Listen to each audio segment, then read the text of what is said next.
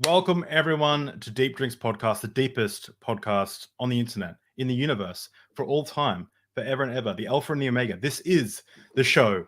And tonight we have an amazing episode. We're going to start off slowing it right down. We're going to be talking about Isaiah 53. I'm going to read the scripture for you, and then we're going to start the show and introduce my amazing guest. So you see here, I've got my Bible that I had through ministry college. You even see I was wondering if you can see that. I've drawn some text over there, and I've written Jesus. I don't know when I wrote that, but here we go. Who has believed our message? From whom has the arm of the Lord been revealed? He grew up like a tender shoot, like a root out of dry ground. He had no beauty or majesty to attract us to him, nothing in his appearance that we should desire him. He was despised and rejected by men, a man of sorrows and familiar with suffering, like one from whom men hide their faces. He was despised, and we esteemed him not. Surely he took up our infirmities and carried our sorrows, yet we considered him stricken by God, smitten by him, and afflicted. But he was pierced for our transgressions, he was crushed for our iniquities. That the punishment which brought us peace was upon him, and by his words we are healed. By his wounds we are healed. Sorry. I'm going to leave it there as we jump into a very important episode and a very exciting episode of Deep Drinks Podcast. Let's do this.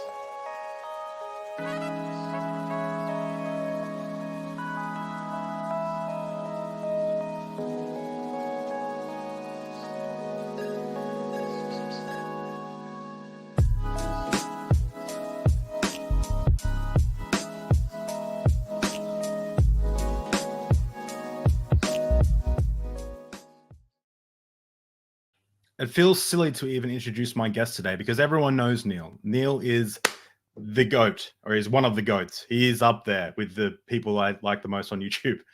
He's a content creator behind the video, behind Gnostic Informant, and he makes videos on history, mythology, psychedelics, and early Christianity.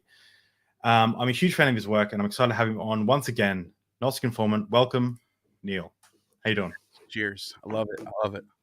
Awesome. We were just before we get started, we were going to be drinking wine, but we made an executive decision to scrap the alcoholic beverages for tonight, which is cool. It's actually good for me because I've been going through a little bit of mental ups and downs lately, and I think just having a break, just pumping the brakes on the alcohol when that happens is never a bad thing. So I'm super excited. I've got two stolen from my roommate, 2 Cokes ready to go. Coke no sugar, stolen from my roommate. I got some G Fuel with some iced tea. No way. Yeah. G Fuel. I just keep seeing PewDiePie telling me to get that. It's like a cherry tea. It's really good. Cherry G Fuel with some iced tea. It's always good. Awesome. Hi, Pragmatic Crystal. Thanks for joining us. And everyone, make sure you hit that like button. And the governor, I'm driving, able to drink in 50 miles. Hell yeah. Well, enjoy your drinks when you get there, good person. So just before we jump into this, just before we get into the weeds, I never really do this at the start, but I want to kind of pimp out tomorrow's stream. So we have the huge Purity Culture Horror Stories panel, and that's going to be amazing. It's going to be wild. I've made sure that I've got consent forms from everyone to talk about the things that we'll be talking about, making sure everyone's comfortable talking about, like sex, masturbation, porn, kinks, anything that comes up. And we're talking about how purity culture has affected everyone on the panel. And we even have a marriage and family therapist coming on and a pastor turned porn star. Here is the trailer.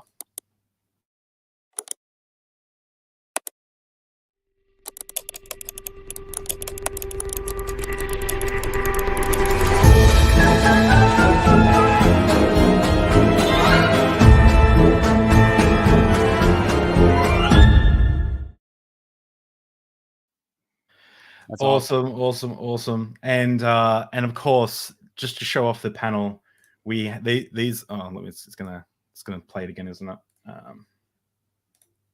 This is the panel. So we have Emily, Jeremy, Nicole, myself, a lot of people. That's Apostasy, and Dr. Ben, who's now a doctor, not a student Dr. Ben, he's family Dr. Ben. It's going to be a really awesome panel.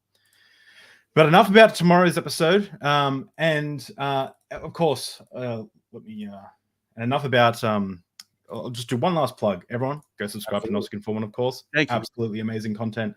continues to pump out amazing content. This is only like I have 2 YouTube channels, and so sometimes you don't see that, but I've watched a lot of your content, and I've watched the Oh, USA wow. Christianity nationalism one like Yeah. 1.5 With a times. twist, with a twist at the end too, right? Yeah, big twist. It's really good. I really like it. Awesome. How you been, man? Before we jump into it. Good, man. I honestly, I cannot complain one bit. Everything's riding along as I hoped for. So, Oh, awesome. That's great to hear. I'm doing okay as well. Let's jump into the weeds. So how should we do this? so what I think we should do first is we should steel man the Christian interpretation of the text. So what I think the best way to do this is if you can pull up Isaiah 53:8, and let's read Yep. that. Let's read that. Let's get everybody on the same page and what let's back up a little bit and Sure. just explain why is this important? Like why is Isaiah 53 is the goat, the main scripture that points to Jesus or by the reading Messiah, just right? by reading Isaiah 53, I think people will see why Christians are so obsessed with this verse. Yeah. And it's very, if you don't have the context, you might think the Christians are onto something. As soon as you get the context, it's like, oh my God, it was so simple. It's like there's no question what's going on here. So obviously, I don't know if you're pulling it up or not, but the text has a passage about a servant being stripped and beaten and pierced for the sins of mankind. So if you take okay, let's read that. Isaiah 53, do you want to read it, or do you want me to continue reading where I left off? if you can pull up the verse for Isaiah 53:8 and just show it on the screen, and let's look at it. That way people can see it, and then we can read it for people who are listening. Because this is the most, we have to have this on. I don't know if that's actually the verse you're talking about. Isaiah 53? Yeah, no. Isaiah 53 is, but pull up the whole verse. I'm sorry. Pull up the whole verse. Isaiah 53. The whole passage. The whole chapter. Which translation is the least? Just go with NIV. That's the standard one, right? It really doesn't matter. They're pretty much there's very little variances on this. This is okay. So if we look at this, just to give everyone context, this is an Old Testament scripture. This is like before Jesus, right. And the Old Testament is believed to have prophesied a Messiah. The Messiah in Jewish customs is just a king. It just means the anointed person. It just means the king, like King David or whatever.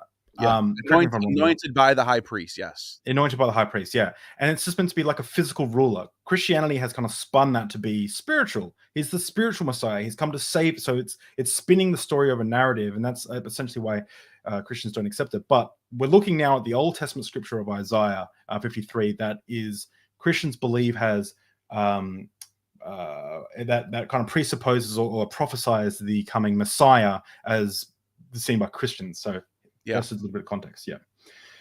So okay, so verse 8. Let's go. No, let's start from the top, because then we could just. Okay. I'll read this out. Yeah. So who has believed our message? To whom has the arm of the Lord been revealed? He grew up before him like a tender shoot, and like a root out of dry ground. He had no beauty or majesty to attract us to him. Nothing in his appearance that we should desire him. He was despised and rejected by mankind, a man of suffering, and familiar with pain, like one from whom people hide their faces. He was despised, and he held him in low esteem. Surely he took up our pain and bore our suffering, yet we considered him punished by God, stricken by him and afflicted, that's a weird one. But he was pierced for our transgressions. He was crushed for our iniquities. The punishment that brought us peace was on him, and by his wounds we are healed. We are like sheep who have gone astray.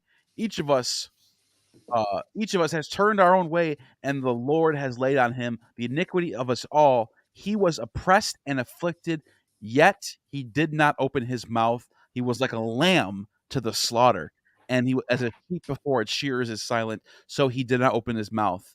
By oppression and judgment he was taken away. So that pretty much is, you can go down a little bit more. After he suffered, he will see the light of life and be satisfied by his knowledge. My righteous servant. All right, remember that. My righteous servant. Which verse do you jump to? 11. Oh yeah. Yeah. And he will bear their iniquities. Therefore, I will give him a portion among the great, and he will divide the spoils with the strong. And okay, there it is. So, for he bore the sin of many, and people get mad when I skip that one because we moved the sin thing. Okay, here it is. I'm giving it to you. For he bore the sin of many and made intercessions for the transgressors. Now, that right there, when you're in church and they read this out to you and they say, "Look how clear this prophecy is for Jesus."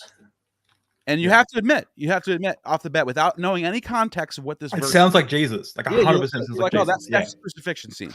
So so there's a lot of things happening here. Number one is the context. This is written after Israel was raided by Babylon, by Nebuchadnezzar, and taken captive. So just to give you an example, I'm going to share my screen. I have Kings 25. Can you see it? Yep. So here's the context of what's going on here. It says, by the 9th day of the 4th month, the famine in the city had become so severe that there was no food for the people to eat. Then the city wall was broken through, and the whole army fled at night through the gate between the two walls near the king's garden. So the Babylonians were surrounding the city. Right? There's that. Yep. That's another. That's from the Christians are talking about Psalm 22. They're surrounding us like wolves. They fled toward Arabah, but the Babylonian army pursued the king and overtook him in the plains of Jericho. All the soldiers were separated from him and scattered, and he was captured. He was taken to the king of Babylon, where sentence was pronounced on him. They killed the sons of Zedekiah before his eyes. They put out his eyes. They literally cut his eyes out of his head, bound him with bronze shackles, and took him to Babylon. Do you see the imagery? You see this piercing and being beaten and whipped as a, you see this. Okay. So yeah. Okay. Yep. Yep. So I just want to lay it out. There is context to what Isaiah is writing about. Yeah. So the next question is, why does it say he? Okay. Who was he? Who is he talking about? Okay. The next thing we got to do is we have to back up to understand the context of Isaiah 53. You do have to go back a few chapters. Okay. So I don't know. We could start in Isaiah 1 and go through and we can see. Let's read all of Isaiah. Well, we could do that. First of all, if you go to Isaiah 7, there's the verse about the virgin will give birth. That actually isn't virgin; it's maid. So that's a Christian mistranslation. But like that's a whole nother. That doesn't matter about the suffering servant. That's something different. So if we go to Isaiah 41, okay. All right, let's do this. Isaiah 41. Can you see my screen? Sorry. You got it. Good. You see it? Yep. Okay. The helper of Israel is the title here, right? Yeah. Okay. Be silent before me, you islands. Let nations renew their strength.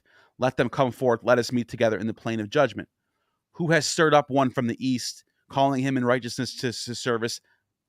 They're here. Look at from the east, the Babylonians. Who has stirred up one from the east, right? Calling him in righteousness to his service. He has nations over him. He subdues kings before him. Okay, look what's going on here. But you, Israel, my servant, Jacob, whom I have chosen, you descendants of Abraham, my friend. Here it is. This is the biggest thing. This is the whole context. He is Jacob. Do you understand what's going on here? So Israel is Jacob. The servant is Israel. So what Isaiah is doing is he's taking Israel and he's personifying him as the suffering servant. So all the things that happen with Josiah and the sons of Zedekiah getting murdered and stripped and shackled up and brought to Babylon with their eyes missing, beaten and whipped, that's the suffering servant. Jacob is the suffering servant. So okay, you're probably like, all right, that's one verse, right? I said, you are my servant. I have chosen you and have not rejected you. Right? Look at this. All who rage against you will surely be ashamed and disgraced. Okay? Do not be afraid, you worm Jacob, little Israel. Do not fear. He's talking about Israel. So let's go to let's keep going. I just want to make this so clear. I'm going to share another. Let me push back a little bit on that. Okay, Not push back, but let me ask: is the word servant there the same Hebrew word as the servant in Isaiah 53? Same exact word. Wow. Okay. Yeah. And look, it's going to get way more clear. Watch this. Okay. So I'm ready. I'm ready. I'm just going to show. We're just going to go through the whole chapter, basically. So thank you everyone who's posting information in the chat. We'll hopefully be able to get to some of the questions and comments. Yeah. So is this the one I just showed? The helper visitor? Yeah, it's the one I just showed. Let me cancel this out. All right, let me share the next one. I just need to give everyone some context too. Neil's like he's prepared, man. Like you got like a Hebrew. Like, that book. This used to be my arguments for Christianity. I know them.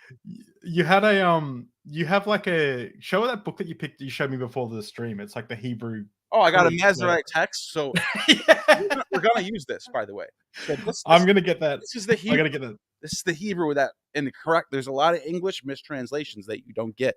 You got to look at the Hebrew. They're playing games with your Bibles, bro. They're playing games with your Bibles. Anyways, I got it on the screen right now. The next one. All right. I'm gonna go purchase that exact same one after this. Yeah, you should get this one. It's got the Greek New Testament and the Hebrew Old Testament. Yeah, it's in the Christian bookshop just down the road from me. It's a must-have. It's a must-have. So here it is, 43:10. You are my witnesses and my servant who I have chosen, so that you may know and believe me, but understand that I am he. Before me, no God was formed, nor will there be one after me. Okay? So there's your servant, your witness. Let's go to the next one. I'm just going to keep going until we get to Isaiah 53, and you'll see it'll all. So this is building the case that Isaiah 50, like every time Isaiah 50, my brain. Every time the suffering servant is mentioned, it's talking about Israel, right? Before we get you're going to see eventually, by the time you get to 53, he's just saying he, and then sometimes they. And the Christians take the word they and change it to he.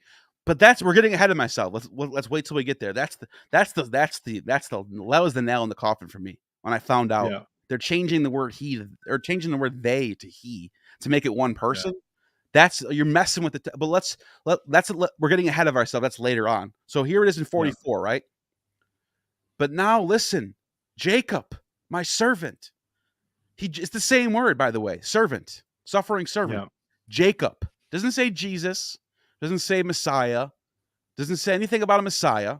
So is Jacob a personification of Israel? Yes, Jacob. Did you know in the Old Testament that Jacob gets renamed Israel? Jacob is the son of Isaac. Isaac has Jacob and Esau. Jacob gets his name changed to Israel. He is Israel. He's the father of the 12 sons. So this is all right. That was a really good question you just asked, because this is the context of Jacob being the servant is Israel. Jacob equals Israel, period. Yeah. And anyone who's versed in Old Testament Bibles stuff, they know this is not like this is not like some theory. This is like, that's a fact. Jacob is Israel. Jacob's always used as a synonym for Israel. Yeah. The nation of Jacob, the nation of Israel. It's the same thing. So is it like my family name is McDonald, which means son of Donald, right? Because there's a guy named Donald, right? Is it like Jacob is like the dude behind? Well, why not Abraham? Like why Jacob? Why not Abraham? Because Jacob is the father of the 12 sons who become the 12 tribes. Ah, right. Okay. So in the Old Testament, this is a really good question. I'm gonna pull something up real quick. All right. Let's do this. This is what I love about Neil is like I don't know anyone who's this excited about Hebrew genealogies. Yeah, I love this stuff. Okay, so dude, like you don't even know how good of a question that was, by the way. I didn't even think to bring this up, because if you go to Genesis 35, okay, look at this. This is in Genesis 35. Any Bible, pick up any Bible. Yep. God appeared to him again and blessed him, and God said to him, "Though your name is Jacob, you will no longer be called Jacob. Instead, your name will be Israel." God named him Israel. Jacob is Israel. Oh, wow. Yeah. That was I didn't even realize it until you asked the question. That was such a good question, because it matters. I'm very smart. That context matters at the end of the day. It does. So that was an amazing question. I should have. Now I'm going to use that when I talk about this subject from now on. That's such a good point. Awesome. So let's see. We were at 40. What chapter were we on? 45. I'll go back to 45 then. I'm going to share my screen. This is so. I remember talking to a friend of mine who was going through ministry college, and I said, "Oh, what are you researching?" And they said, "Oh, we're researching why the Jewish people don't accept Jesus." And I said, "Oh, why is that?" And they did an assignment on it. They said, "Oh, because they don't have Isaiah 53." And I was like, "Right."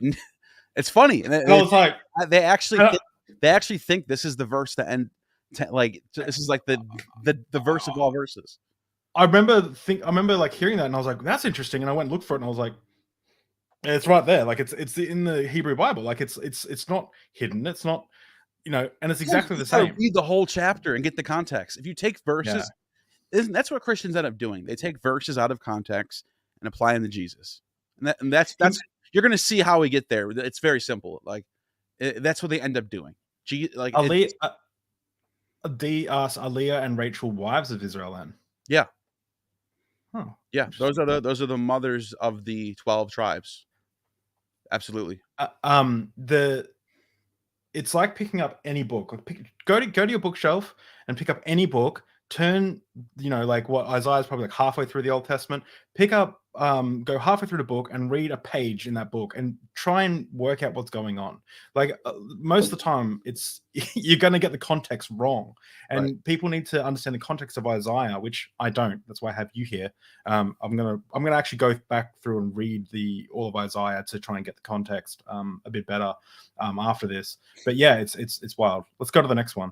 So okay, the next one I have pulled up is 53. It says, look at here you go once again. For the sake of Jacob, my servant, of Israel, my chosen, I summon you by name and bestow on you a title of honor. Though you do not acknowledge me, I am the Lord and there is no other. I will strengthen you, though you have not acknowledged me, so that from the rising of the sun to the place of its setting. So you have more. Jacob, my servant, Jacob, my servant. Let's see if there's anything else in here. Let's see. Here it is. Truly, you are a God who has been hiding himself, the God of the Savior of Israel. All the makers of idols will be shamed and disgraced. So yeah, I have not said to Jacob's descendants, seek me in vain.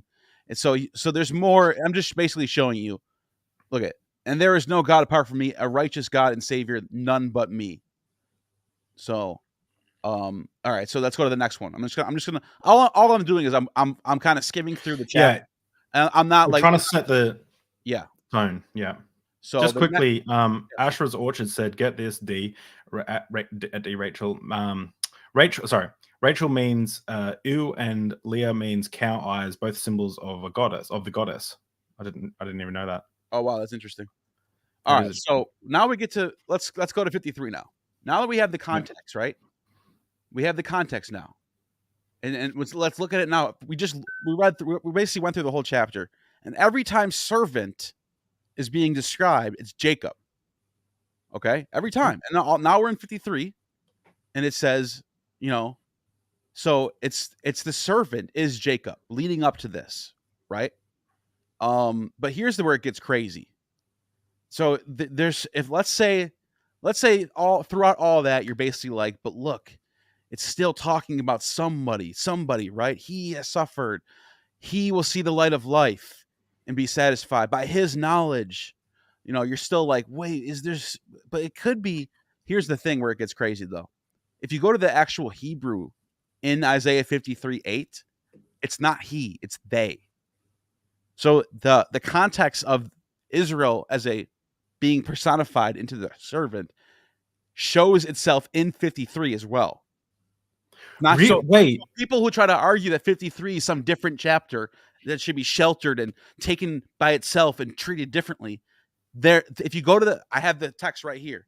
There's the word lamo. It means they, and that gets translated into all the Christian Bibles as he.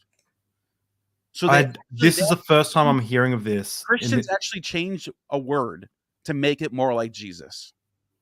The word they. If you go to Isaiah 53:8, the word lamo, it's Instead of he, it's they.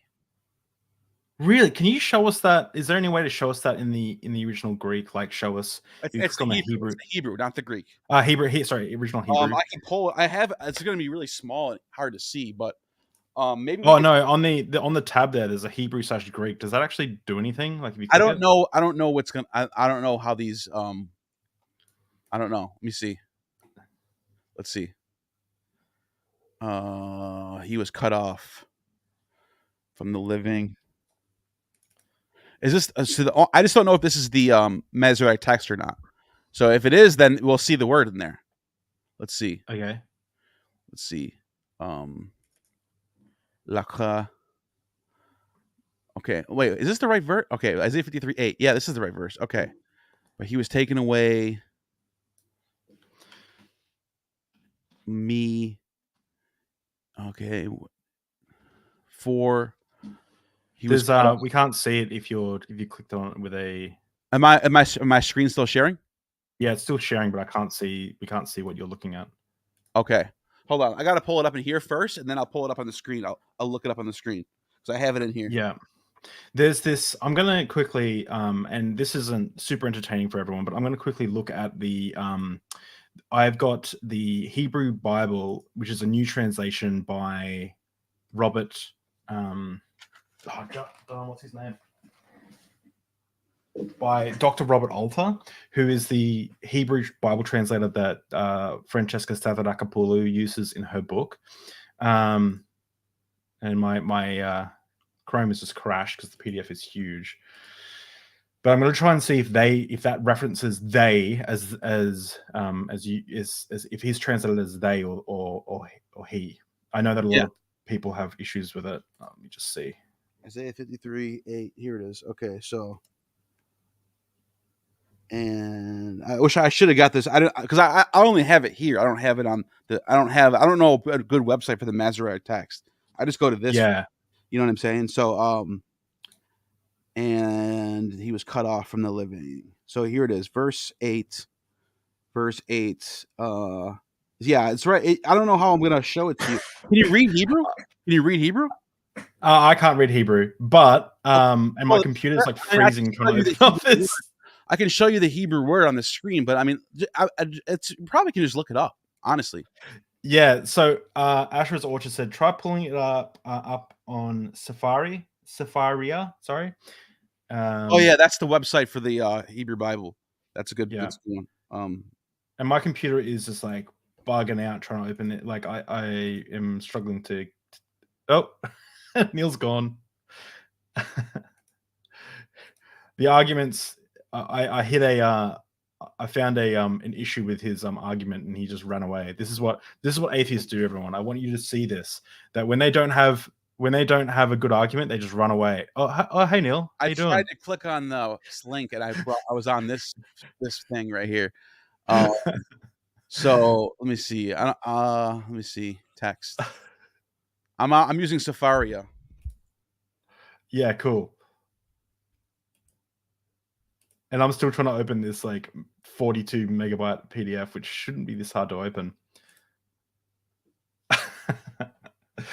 Those pesky atheists. Did you hear what I said?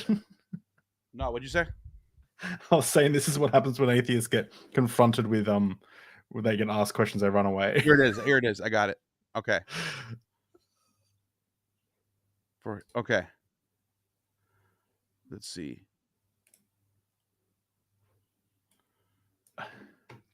And guys, we're just trying to be very, very thorough. Like we don't.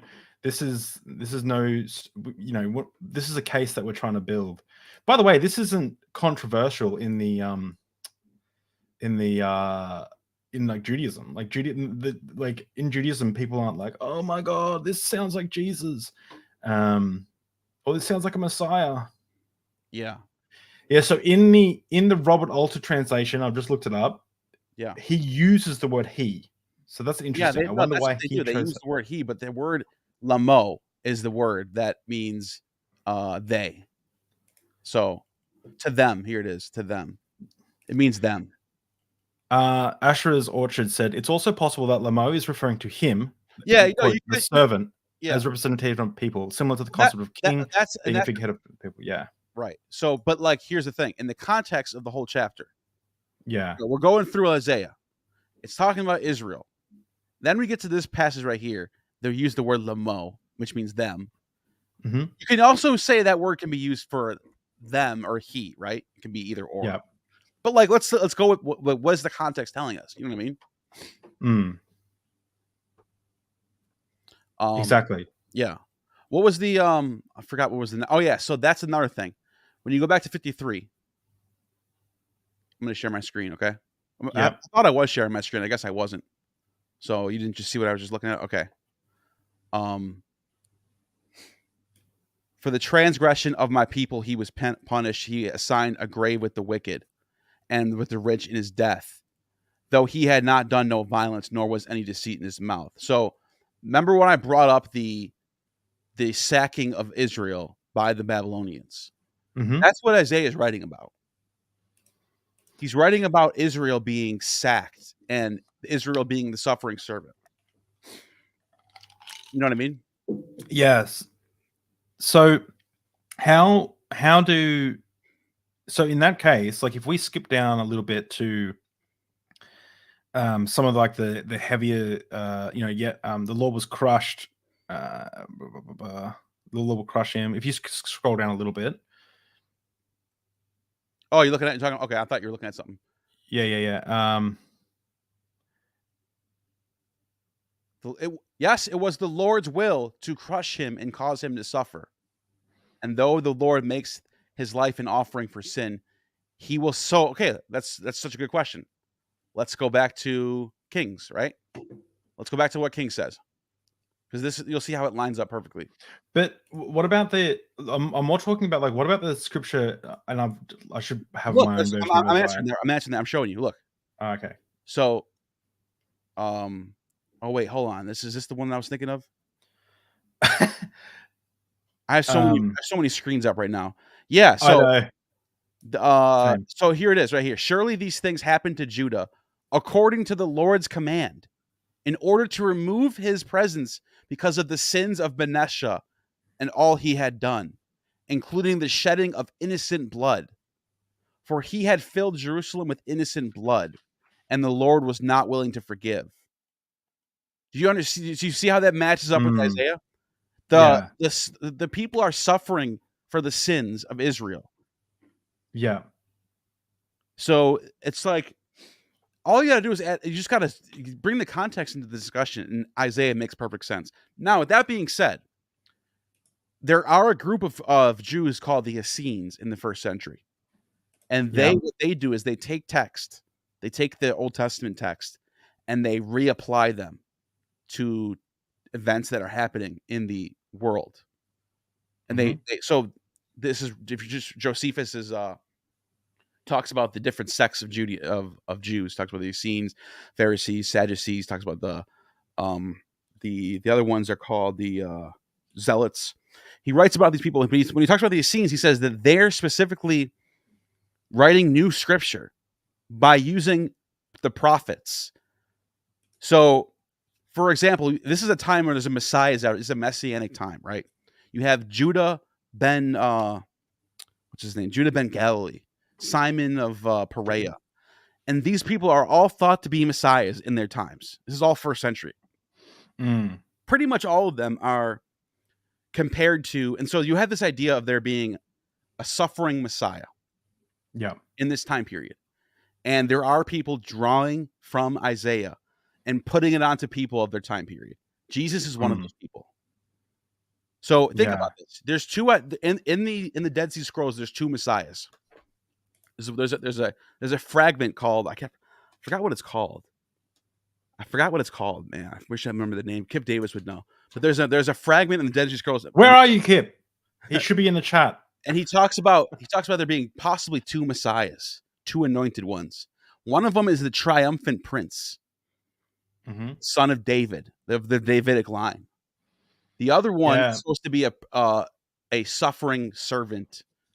And so what happens is the reason why suffering servant becomes so central to the Messiah talk, to Christianity, for example, is because there is no triumphant kings happening.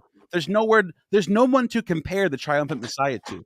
The only archetype you can pull from the Old Testament and apply to people like Jesus or Simon ben Perea or Judah is the suffering Messiah motif.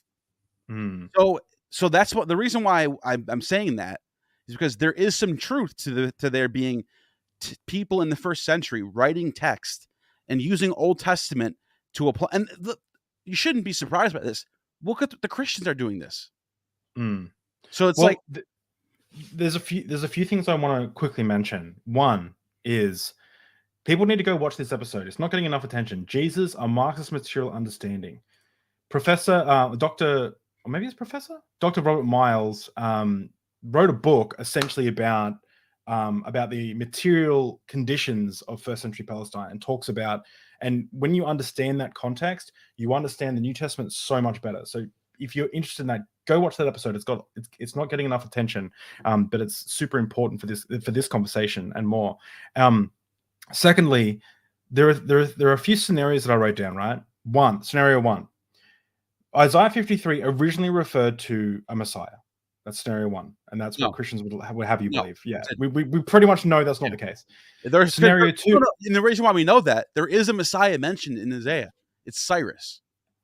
So in this time period, the idea of a Messiah isn't some son of God character that's going to say it. That's a later idea of what Messiah is supposed to be. That's first century. Yeah. So there is no Messiah in Isaiah except for Cyrus, who's called by Messiah in the text. Is in Isaiah 7.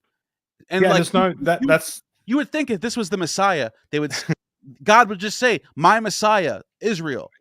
Yeah, and you'd expect that to be the case. You'd expect that the word Messiah would be in Isaiah 53 if it was even. Right. It's not there. It's not there. All right. Scenario two. It originally didn't refer to the Messiah. So originally it didn't refer to the Messiah. And scenario three, which is I think is the most likely, which is kind of number of two as well, which was it originally didn't refer to the Messiah, but it was later adopted to refer to the Messiah to bolster the claims of Jesus by his disciples. And that moves us into the next part of what I wanted to talk about, which is you can see this all over the New Testament. So to give everyone some context, the first gospel that we have written, right, is Mark. And Mark was written 30 or 40 years after Jesus died? It's somewhere, it's like 35 years. 30 or 40 years, yeah. 30 to 40 years after Jesus died. That's a long-ass time. Mark does not include the virgin birth and does not include the disciples' encounter with the resurrected Jesus. It ends abruptly in the original at the empty tomb with an angel saying, the son of Jesus has been risen from the dead and stuff. Right. You see the story of Jesus develop in these later gospels. Are you telling me that Mark, the original, writing 30 to 40 years after Jesus had died, is writing about Jesus and forgets to mention that he was born of a virgin? Like, that's incredible. That's like an incredible point to miss out on. But then we get to later verses, like later gospels, like the Gospel of Matthew, and immediately you start seeing these stories added. So you got the virgin birth of Matthew. They're developing more ideas. They're drawing more from the Old Testament. It's getting more and more refined, and then you're getting more. Yeah. And you see Matthew cites Isaiah 7:14, which says, "Therefore the Lord will himself will give you a sign. A virgin will conceive and give birth to a son, and will call him Emmanuel." So it's quoting Isaiah there. Matthew, a later gospel, is quoting Isaiah there and saying, "Hey, this is Jesus must have been born of a virgin," and it's pointing back to Isaiah. So it's setting the stage for Isaiah. And it's citing the Greek too, not the Hebrew, because the Hebrew doesn't have the word. The Greek has parthenos, which can be it could be virgin, but it also can be like servant, like maid servant. In the Hebrew, it's just there. It's strictly what is it called? It's not it's the word for like young maiden, basically. Yeah, okay. So they're citing the Greek and ignoring where the text actually what the text is actually saying. So, right. So it's one of those things where the Greek happens to line up better for the Christians. You know what I mean? Yeah. It's weird. It's one of those things. It's like, why wouldn't both do it? Yeah.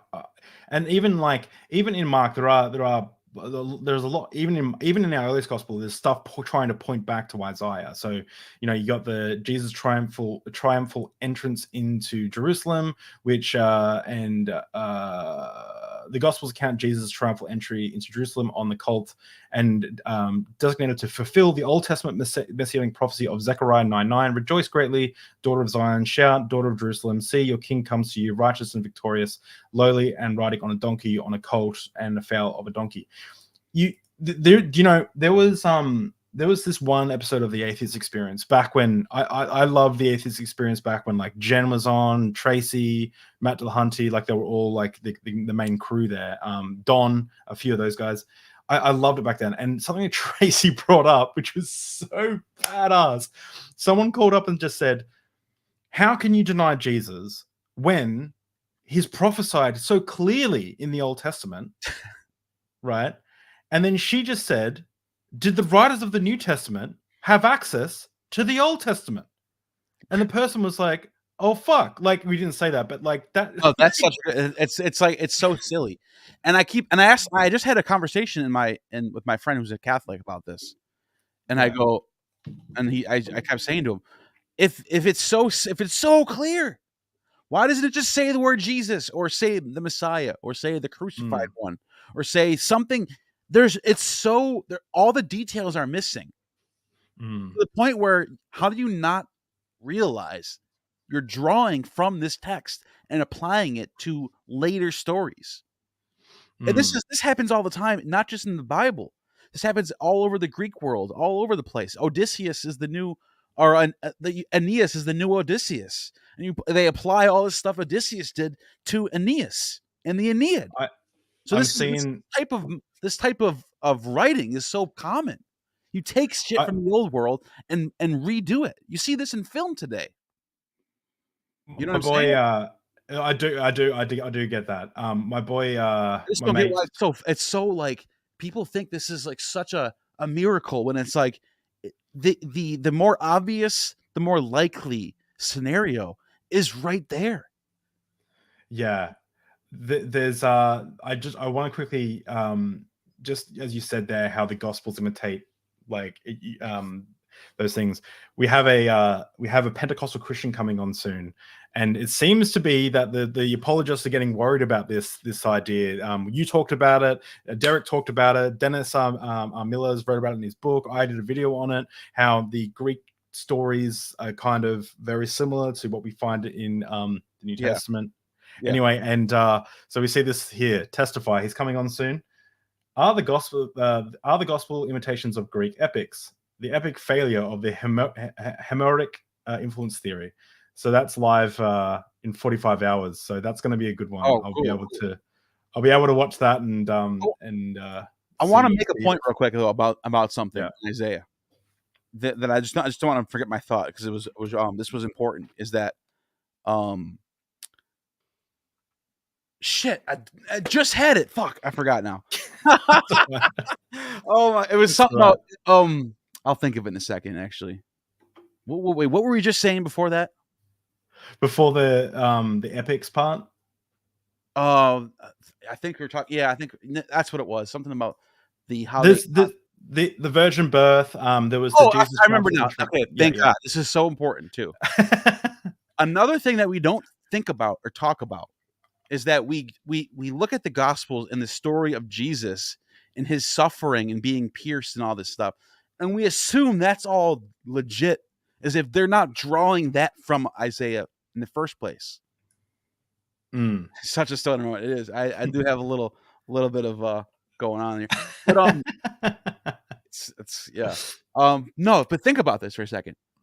If someone's being crucified for whatever it is, and let's go with the Talmud. The Talmud says he was doing sorcery, leading Israel astray.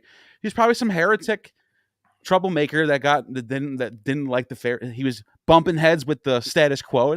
That's what I think was going on with this guy. That's what all the shit points to.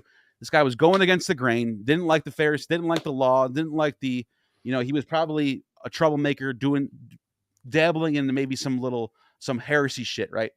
So he gets killed over it. Person like that is not going to be like, have this grand epic look everybody, we got the king, we're gonna put him in purple, we're gonna put crown of thorns on his. No, they're just taking him, they're gonna throw him on a cross, and that's the end of it. They're walking away. It's not all that extra shit is just narrative in the story. It didn't happen that way. That's not how any crucifixions went down. It's not this like weird like epic time of like, oh my god, the king of the Jews is here. They weren't doing that. That's all stuff that's being drawn from the Old Testament and applied to Jesus. What's more likely happened is he got crucified, he left his ass on a cross, and then threw his bones into a ditch, and now we're never gonna find him ever again. There probably I think there was no tomb at all. Oh, really? You're a non-tomb. Bart Ehrman convinced me. I talked to Bart Ehrman on this, and he made this point. He said he looked for every single Latin, Greek, Hebrew, Coptic, Syriac manuscript that you could find that has to do with crucifixions. None of them bring them to a tomb after.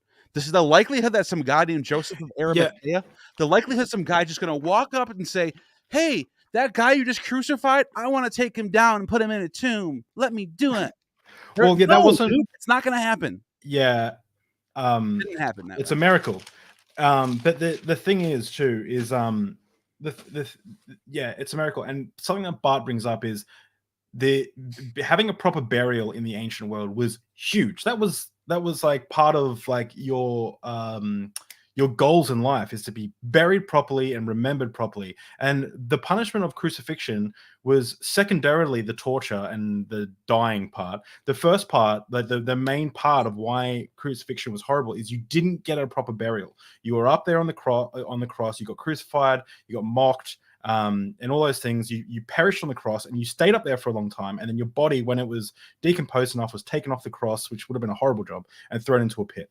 That was the punishment of that. They didn't have thousands of tombs ready to go for dead people. If you had a tomb, you were someone important. Yeah, there's and again, I need to shout out this episode. Robert and his co-author in this book make this case that Jesus was essentially had a message for the rich, right? So this is something that blew me away, and I'll just quickly touch on this. But we have like the story of Jesus chilling out with the tax collectors and the prostitutes, things like that. People who put this queue think that's historical. People who what? The people who put together the queue, you know, like Kloppenborg and McDonald and all them, they think that the data suggests that's something that wouldn't have been made up. Like, I'm not saying guaranteed, but their conclusion is that it's more likely that rendition or that portrayal of him, it might be accurate. That he was probably, it just doesn't sound like something it's not a cool thing to be hanging around tax collectors. Like that's not a Messiah thing. It's kind of a bad thing, actually. Yeah. It makes you look like you're a sellout. They build the argument that it wasn't controversial in the first century because they were tax collectors and prostitutes. It was controversial because they were rich. Right. And what Jesus was essentially saying to wealthy people at the time is people who were rich were essentially associated with Rome, who was like crushing Israel at the time. And and all his messages, the first will be last, the last will be first. You know, blessed are the poor in spirit. His message is actually to the rich: sell all your shit, join us in our revolution, because we're the coming Messiah, like me and the coming Messiah. God's going to come with his army, and we're going to overthrow these Romans. Right? That's the context of what this material understanding of Jesus puts it in, and it makes so much more sense to me. That's why they come with trumpets. It also explains why they would have killed him and why he exactly. That's like criminal activity. You know what I mean? This book, guys, check out this book. It's an amazing book. I'm actually getting a signed copy. He's sending a signed copy to me. I told him to write something sassy, which I tell everyone to write. It's fun. But just moving on. Not moving on. This is. I hope everyone's enjoying this kind of scatterbrained episode. Yeah. I feel like Neil and I are both just so excited and as scattered with our thoughts. But I'm really enjoying. I really always enjoy this. Yeah. I mean, if we would have went through the whole chapter, it would took forever. But Kenneth wow. Copeland disagrees. No, hang on. Yeah, if Kenneth Copeland disagrees, I better shut up then. I better take it all back. But no, but like, I think smash like everyone. I think the main thing is when you talk about Isaiah 53, you gotta, or not just Isaiah 53, Isaiah, you gotta know the context of the chapter. You gotta know the time period which Isaiah is being written in. I put that in air quotes because it's not. It's probably written later, but like the time period that it's describing itself is the time period of the Babylonian exile. So you have to realize that. You have to realize that they're being sacked, they're being raided, there's shit is bad. There are people who are suffering, and how many times did I show you that the suffering servant literally says Jacob right next to it? Yeah, but for some, and look, this is probably where the Christians get away with this, is that in the chapter 53 and 53, it doesn't have it. It stops using Jacob and starts saying he. The transition happens right around 52, 51.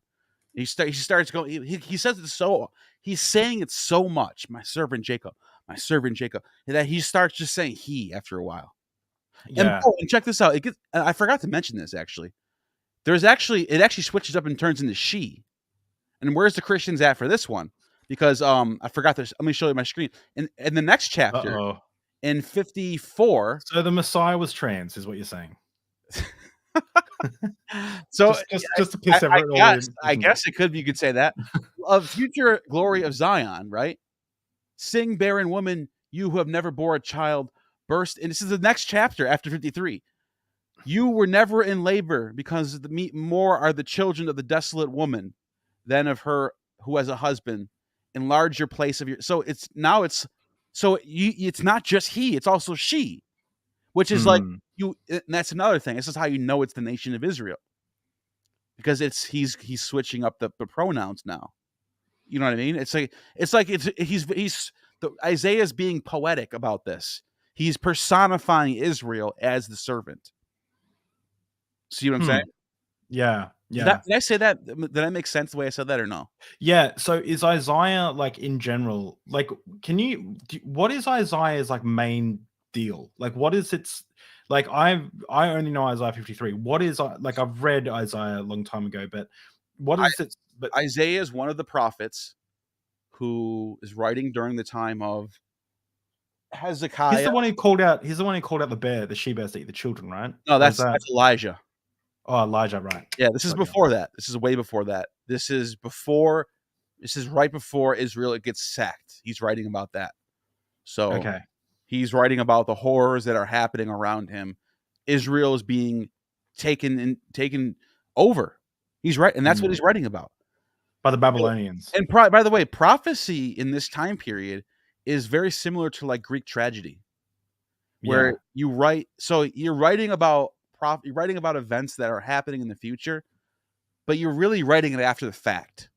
You're making it seem like it's 20 years prior, and I'm going to tell you what's about to happen. And then like the stage lights turn on. Like it's like a play. But really they wrote it later. They wrote it 20 years after the fact. And this is common in prophecy. This is how there's so many Israel prophecies that came true where they really didn't. They were written later. Yeah. It's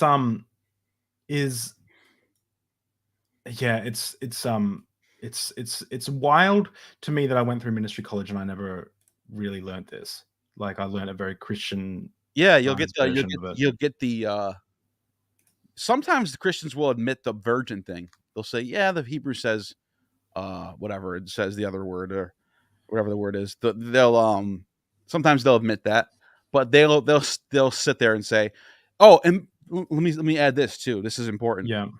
A lot of like the real, like the good educated, like Christian apologists, I guess you could say scholars, like the good one, Allison and Dominic Crossan, those guys, they will never try to sit there, and they all are upfront that the original context is about Israel, Jacob. They all say that. None of them are trying to fight this at all. Yeah, but are they all liberal scholars? Even William Lane Craig. Even William Lane Craig admitted that the original context for Isaiah is about Israel, and that it's a double meaning, and then it became about Jesus. That's his argument. I can see that. I can see that. No, that's a fair one. If you're gonna go with that, go with that. But at least admit the original context was there. Yeah, exactly. I agree with that. Just quickly too, everyone. Two little announcements. If you're on Facebook, I forgot to mention this at the start. We have a new Facebook group for Deep Drinks. If you've got scholarly stuff, articles, videos, if you want to promote your own stuff, you can drop it in here, and we're building a little community to talk about the things, all things religion, philosophy, human rights, even some science. If you're interested in any of the stuff we talk about, or you want to engage, join Deep Drinks as a public group. It'd be super awesome to build a sweet community there. And if you want to be a moderator, please let me know, because I'm looking for some moderators, and I'll if I can trust you, I'll put you on there. So there's that, and also we're nearly at 2,000 subscribers. So if you haven't subscribed, clack that subscribe button, or Neil. Wow, you're almost at drive already. Didn't you just hit 1K? Yeah, like I know, it's wild. Look at the. I'll show you the. That's awesome, dude. Last 360. So, look at that. This is That's you. That's you and fucking Derek. That's Derek, when you and Derek. I jumped on you and Derek's channel. You guys like really gave me that boost there. But yeah, it's been your channel's onwards great. and upwards. Thanks. I really appreciate it. Deep Drinks we're not sticking to interviews. I'm doing some documentaries in the future. I'm saving up for a Sony A7 IV right now. I've got a background in film. I might be changing jobs soon and doing video editing full time. I hope none of my employers are watching. Doing video editing full time. So we're going to bring you some like killer content around religion, philosophy, human rights, science. So that'd be really cool. I'm working on some stuff too right now that I like. I'm really starting to like doing my own personal pre-recorded, highly edited videos. Those are the fun. It's like fun projects. You know what I mean? Like, yeah, you get your ideas going, you get your notes going, you write up a little. So I don't do scripts. I've done a few videos. You can tell when I'm doing a script. You can tell when I'm reading something. But like, I realize those videos don't come out as good. I like to write notes. I like to write notes on a piece of paper and then look at the notes and then just talk openly and freely, and then just it comes out more natural that way. Natural. Yeah, I think that's a good technique, because what you have in buckets is like passion and the way you present your ideas. So I think that it's like more art part of the brain than like mathematics side of the brain. It's like exactly. You have that. Yeah. I realized something about myself. So academics are real. They're like sticking to the facts, being objective. I'm not an academic at all, and there's probably a reason why I shouldn't go try to get like a pursued degree. I should just keep doing what I'm doing.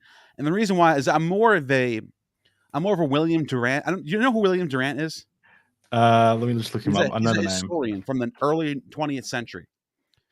And no, I don't know him. The type of historian he took history at face value and didn't try to and he just kind of takes history at face value, not like blindly accepting it all, but like looking at the text for what they're written for, and then writes about it. Like, I think I'm more of an artist than a scholar.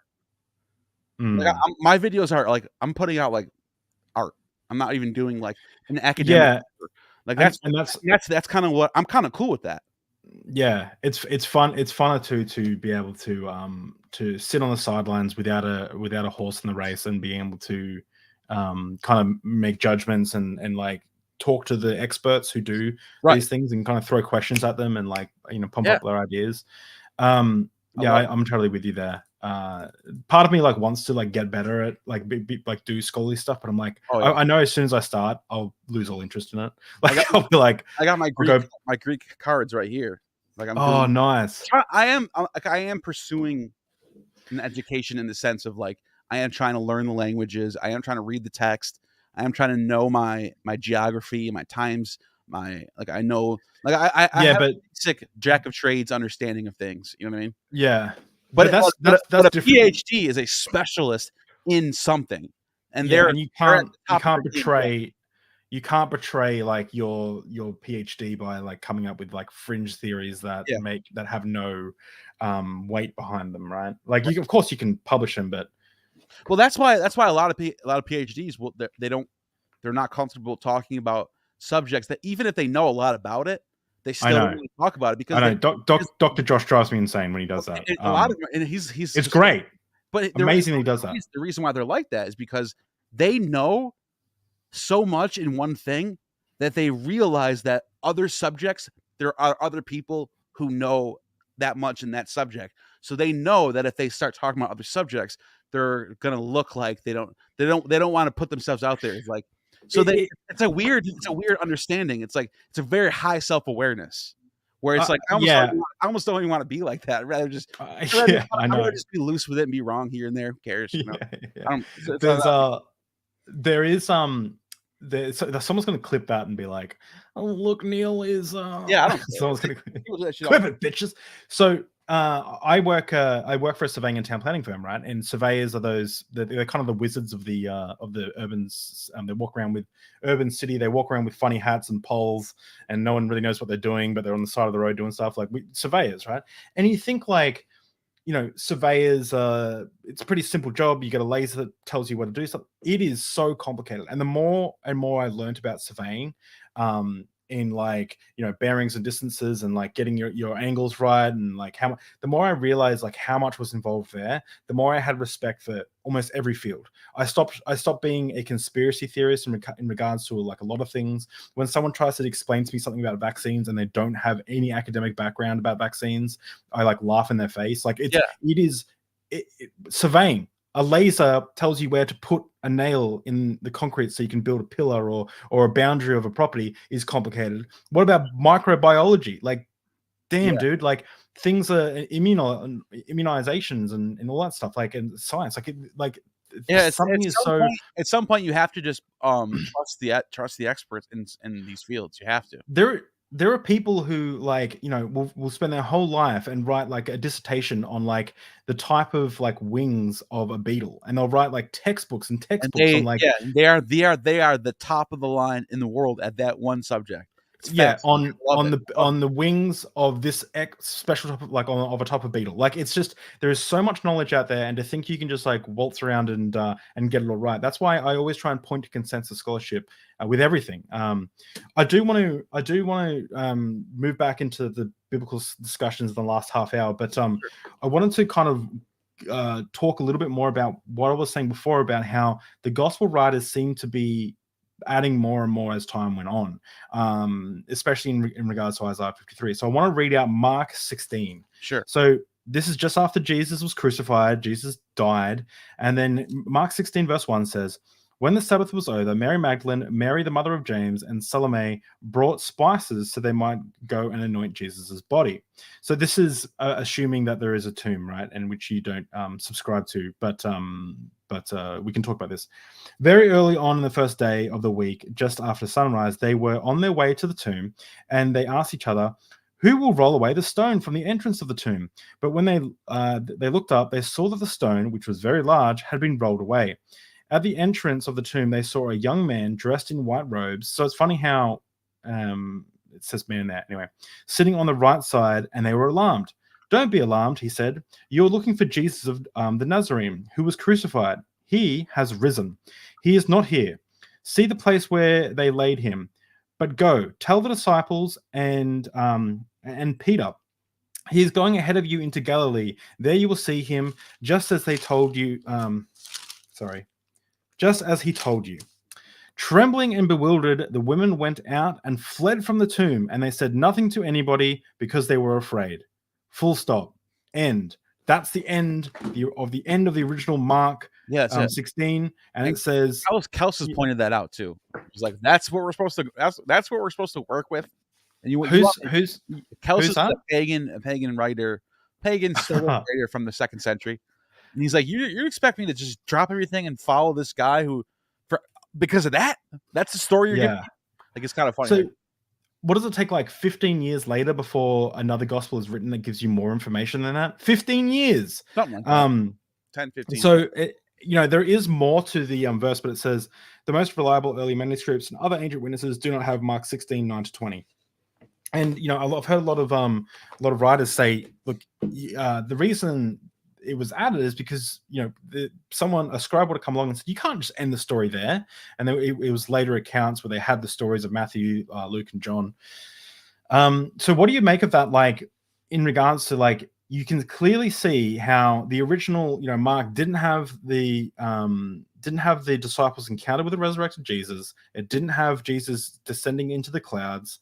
Right. None of that. Didn't have. None of the central Christian shit that happens central to Christianity later on.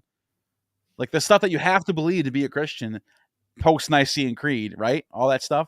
None of that happened before in this earlier context. Isn't that interesting? Well, it's almost it is. It's almost like the religion didn't exist yet. It's just some guy who died.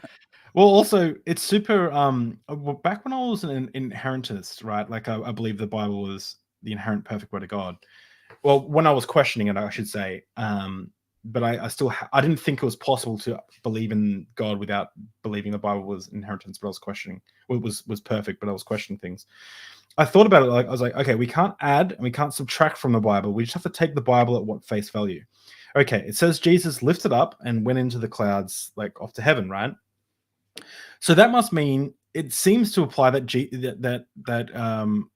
it's that heaven is a physical place, like not a spiritual place, because he's flying somewhere. Secondly, how fast was he going that people could see him floating off? Let's say he was going 50 miles per hour. That's still pretty fast, but like, like it didn't say that he accelerated at any time. Didn't say that he like disappeared after he got past the clouds. It just said he was, he went up into the clouds.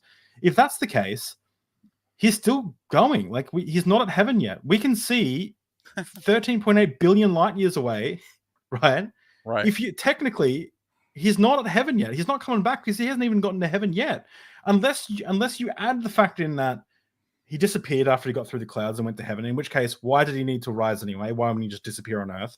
Second, or that he sped up to faster than the speed of light to reach at least 13.8 billion light years away to where heaven is. Like, to me, I was like, you have to be either adding or subtracting for this. Otherwise, you just have this Jesus character just literally still in space, like flying away. Well, you know what? Flying away. Time period. I'm thinking of the time period in other texts. The apotheosis of Julius Caesar, a similar thing happens where the comet Venus comes and picks him up and takes him up into the sky. Apparently Augustus, which is his adopted son, when he died, something similar happened where somebody saw him fly up in the sky. Then you have the wife of Augustus, what's her name? Julia. She ascended up in the sky. And then Claudius, which is some random couple generations. What is it? You have Augustus, Tiberius, and then Claudius, I think it is.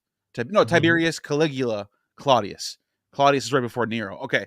He did this. He ascended into heaven. He got deified. They saw the same. So, but that's in the 50s, right? That's in the 50s of the Common Era.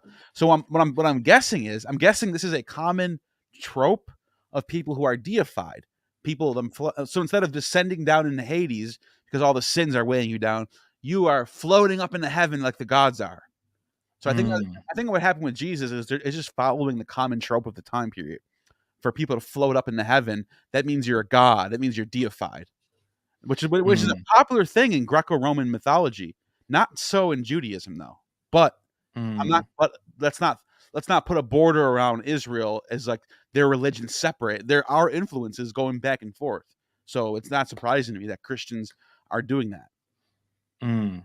Yeah, it's is there, you'd actually know this, and this is a little bit off subject, but I'd be interested. There are a lot of apocalyptic preachers at the time of Jesus, I've heard. Do you know of any that were like apocalyptic preachers in first century Palestine? I mean, John the Baptist was one, obviously. Was there any others? I mentioned Simon of Perea.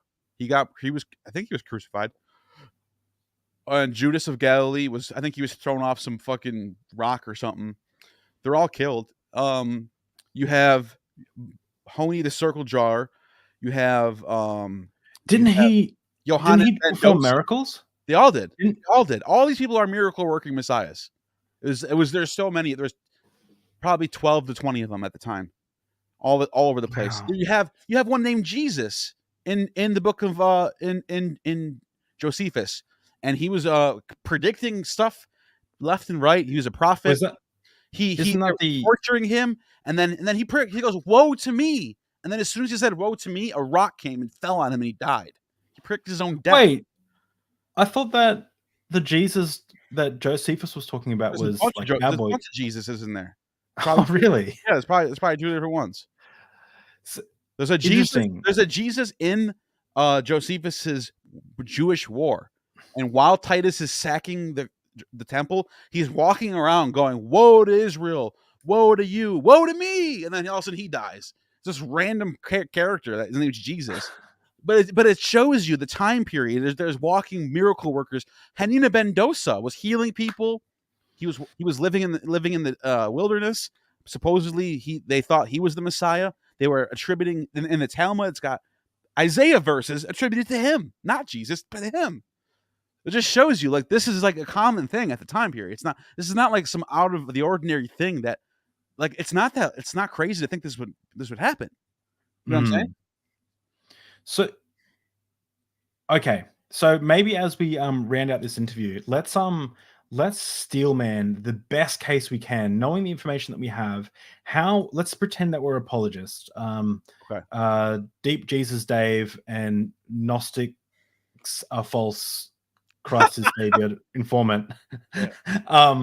Let's internalize our inner apologist. How would you try and defend Isaiah 53 being about Jesus if you had to? Let's steelman the position as best as we possibly can. Knowing the information I would do exactly what William Lane Craig said. I would say, well, it is true that the old context about Israel being Jacob is clear. You know, I have to admit that's true. But that is not to say that when Jesus came, this became a double meaning, and it had the old context, and now it has a new context, and it's pointing to Jesus. That's your best bet. But you have to admit the context was already there. You can't get away without it because everyone already knows this. It's well done. I'm gonna channel my inner Jordan Peterson. All right. Oh, well, you've got to. It was chaos. It was chaos back then, and you've got to understand. Let's get down to brass tacks. The brass tacks. We need to understand the context. It would take me days to answer this question. It's impossible. But the real question is, what does suffering mean? You know, what does it mean? And he would just like he'll go through all the verses and just go, what does it mean? It could mean anything. What I love about Jordan Peterson is how he says like some really good shit, and then he slips in the most dumb like stuff. Like he's like, you know, it's good to clean your bed, and it's good to live a good life and have a happy family. And do we need the Jews? And also, it's good to exercise. Like yeah, no, he won't, like it's not that bad, but like, or he'd be like, I remember one time he said. Oh, dude, he's so dumb. He's losing his mind. It's like watching somebody like slowly have their brain melt in front of you. Just go to his Twitter, just read, just keep reading them one by one. He is going nuts over there. By the way, if you're tweeting that much, something that ain't right. You're sitting there all day on your phone tweeting people. Like, what are you doing? I would not be able to live like that. I can't do that. I remember seeing he's like, well, I've read 50 books on climate change and I'm not convinced that it's man-made. And it's like, okay, bro, like cool that you read 50 books. Like, what are these 50 books that the climate scientists don't have? Like, what information do you have that climate scientists do have? Like, what gives you the authority to judge on these texts? How do you, what level of training, what level of education have you gone through that you can, as a individual, can go into these texts and describe them? You're just like that. That's where you people lose me. I read all these books, so I know everything. No, it's not about reading the books. You're reading the books. Yeah, you'll know what the books say. You might have an opinion, but that you might not know. You might be losing context because of the training. You don't have the training. You know what I mean? But the thing that's really dangerous about Peterson is he says some really good shit about psychology. Some of the stuff he talks about psychology is like spot on from what I understand, what my psychologist has told me. I found some of his stuff helpful, and then he just sprinkles in a little bit of dog shit. And what's interesting is you can see, I think the best identification of that, how he is a kind of a partisan hack now, and which is sad because I don't think you can fully blame him, because like the left came after him so hard, so it's like of course he's going to hate the left, because, and maybe rightly so, they came after him. But like he will like make fun of like gay people and trans people and say sorry, not beautiful, and shit on Twitter to his millions of followers. And then, he gets brought on to talk on a talk show, and someone asks about incels, and he starts crying. Oh, these people, they just need a break, And it's like, fucking what? Like, are you kidding me, dude? How many incels are killing themselves versus how many people of the LGBT community killing themselves? Like, do you care about people, or do you care about the people on your side? You partisan fuck. No, he's got the fascist mindset. He's got it. Like. And now people will roll their eyes when I throw the F word out there. But no, he, out of all people, has that mentality where the strong should rise to the top, and the weak have to deal with their lot. Like that's his mentality. And you should be a stoic. You should accept the lot you're given, and you shouldn't try to change your life and become who you want to be. You shouldn't have individual motives to express yourself the way you believe that who you are inside. No. That's bad. You should accept what you are and deal with it. That's his mentality, and that to me is like so outdated and so useless at this point in time in the society that I can't take him seriously. I used to when I was that was one of the people I read in prison. By the way, was Peterson. Oh right, yeah. I used to be a big Peterson fan when I was a Christian. The 12 Rules for Life, is that what you read? 12 Rules for Life, and before that was Maps of Meaning, though. That's the one I first found about Maps of Meaning, and I thought it was so brilliant and smart at the time when I was reading that stuff. But then as I started to learn more about like mythology, history, stuff like that, I realized that he's kind of a snake oil salesman. He's kind of just throwing fluff words out there that make no sense. Because it sounds smart if you don't know what it is. You just he's got a PhD. It must be something cool. This must be profound shit. And then once you actually if you pick apart what he's actually saying, it's all just nothing. It's all just like dualism. There is, yeah. I mean, when he gets deep and stuff, but like he does. I the reason I think he's so successful is because a lot of what he says is filling a need for a lot of people and makes a lot of sense. But he just has so much dog shit that comes along with it. No, you're exactly right. People like myself coming out of a position in life, shit is not looking good. I'm coming out of prison, no prospects, no job, no education.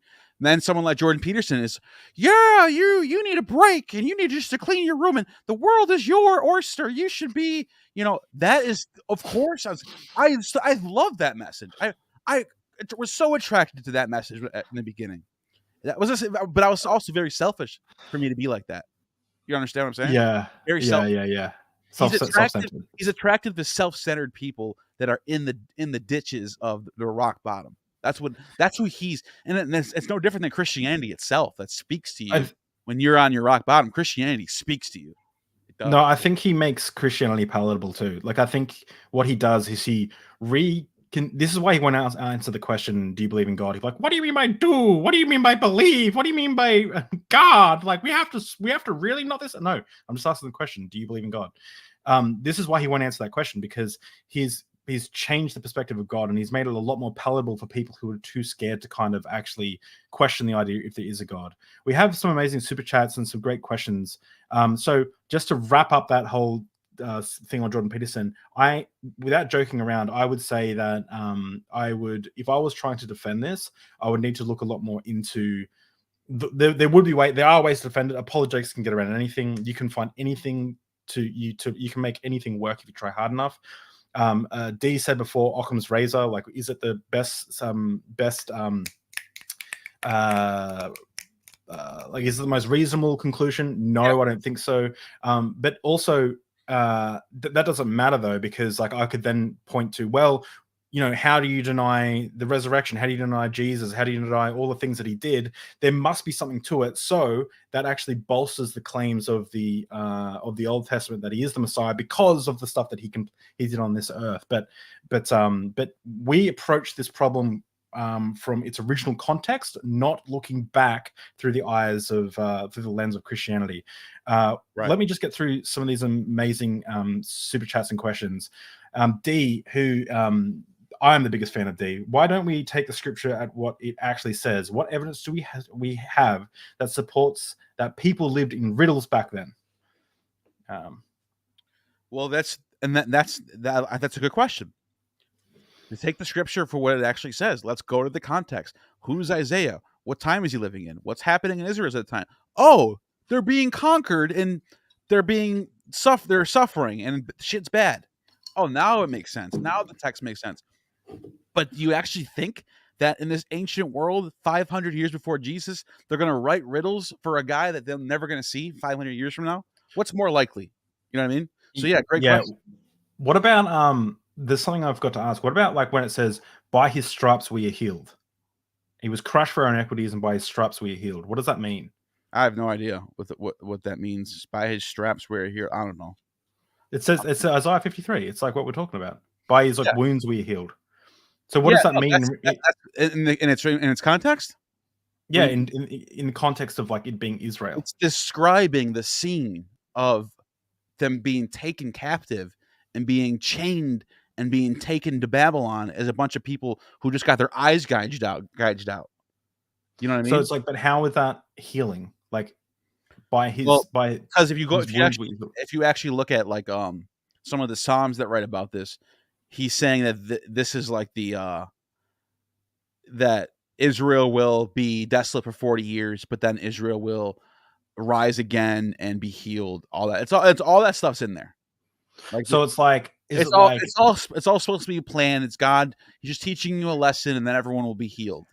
So it's like saying, let me translate that to this year's Australian English. So it's like, shit's bad right now, but it had to be bad, and it's going to be good because is that what it's does get good? And they're writing this text later on as if it's a prophecy. You got to remember. Oh, okay, yeah. They know it's going to get better because it did get better. They ended up coming back. So the later writer is writing this in there as if it's going to happen. I'm going to prophecy it. And that's the real. Actually, I'm glad. I'm going to prophecy. I'm going to prophecy. Watch out! I'm glad you asked that because that's what the real prophecy was Israel will make it back to and rebuild the temple again. Nothing to do with Jesus. Nothing to do with the Messiah at all. It's about the temple coming back. Yeah. Digital Hammurabi, great question. You know where you lose me?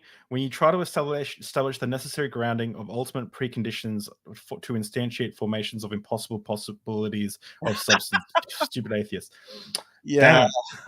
You know, I thought we had a problem when Kenneth Copeland disagreed with us, but so now I know that this is very true. Thank you, Digital Hammurabi. Can you imagine a Christian actually making that super chat and being serious? Like, it's just the way it sounds. Well, Darth Dawkins does this. He's quoting Darth Dawkins there. That's all he does. Have you seen Darth Dawkins? Like, have you seen his stuff? Well, man. When I look at people like Darth Dawkins and who's the other one that's on it with that shit? I can't remember. Presuppositionalist. Yeah, these are people who it's a game, and they've been working on this for so long. They know the answer to everything. If you say A, they know how to respond with C, and if you say D, they know how to respond with Z. They know exactly what to say to any. They've got a script. They've got actually a script. But it's a skill. They're skilled at it because there's a lot of things that you can say that will stump a lot of presuppositionalists. But like they know how to get out of any jam you throw at them, they know how to get out. And have you ever noticed they never want to talk about Jesus? It's always about some deism theory that has nothing to do with Christianity. They never talk about Jesus. It's just about it's all about God being this perfect outside. It's like a fun chess game. It is. Graham said, obviously Neil never read 12 Rules for Life because that preached self-change. Yeah, I think I don't think Neil. I read it. I probably read it like 20 times actually. I had it in my I had that one as part of my one of my possessions that I had when I was in jail. So yeah, I don't know what you're talking about, but okay. We barely even talked about that book. So yeah, I think he was more talking about how we were going on about Jordan Peterson, or they talking about how we're going on about Jordan Peterson, how he has a selfless perspective and things like that.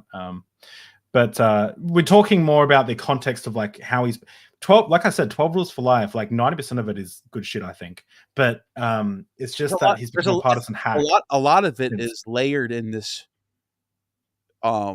It's myth. Like it's like his own like expression of mythology and this dualistic lens that he throws out there.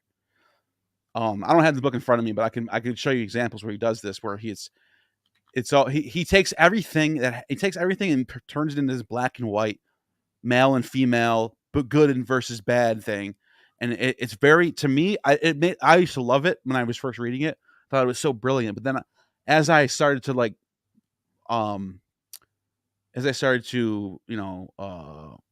mature in my thinking, I realized it's very childish to see the world that way. It's very simple way to look at the world, and things are more nuanced. There's and I things like take care of your room and speak well, and it's like is that really something that's so profound that only he could think of that? Like it's just like it's kind of common sense. No, but it is. But I think what his gift is refreshing to some people to hear it because they don't like. Yeah. But that's what I mean by the world is more nuanced. Not everything is about proper to you is what's good. Sometimes there are people have different ways to express themselves. Some people things aren't just black and white as he tries to make it out to be. Yeah, 100%. D, thank you so much for the huge super chat. Just a thank you for all the interesting topics. I really appreciate the super chat. Each penny that we get, if you become a member or join the Patreon or super chat, goes towards the new camera that I'm looking to save up for. And then after that, I'm saving up for tickets to go to America to do some do a documentary tour. And hopefully I'll get to meet a bunch of you guys at a bar somewhere. It'd be really cool. If a lot of you guys in America and Canada, I might have to hop over the border. I know, is Neil up near Seattle? Me, I'm in Buffalo. You're in Buffalo, but is that's in what, East Coast? New York. You're in New York, yeah, cool. I don't know the states very well. That's right. I don't know why. I'm thinking like everyone knows where Buffalo is. No. Is Seattle is Derek near Seattle, like up near? Yeah, that's West Canada? Coast. Yeah, cool. Yeah. No, so we're both close to I'm 20 minutes from the Canada border. Yeah, cool. So I'll do a bit of I'll have to, if I end up going over there, I'll have to like visit you and Derek and kind of head up and visit Apostasy and my Canada buddies up there as well. It'll be really cool. John Gear, thank you for the super chat. Again, this all helps. What about the lobster, Neil? That's another big part of 12 Rules for Life, where he talks about. Oh, was he referencing Peterson again? He talks about how lobsters have serotonin like humans, and he says that lobsters will, if a lobster goes and fights for a mate, two male lobsters, they go and fight over the female.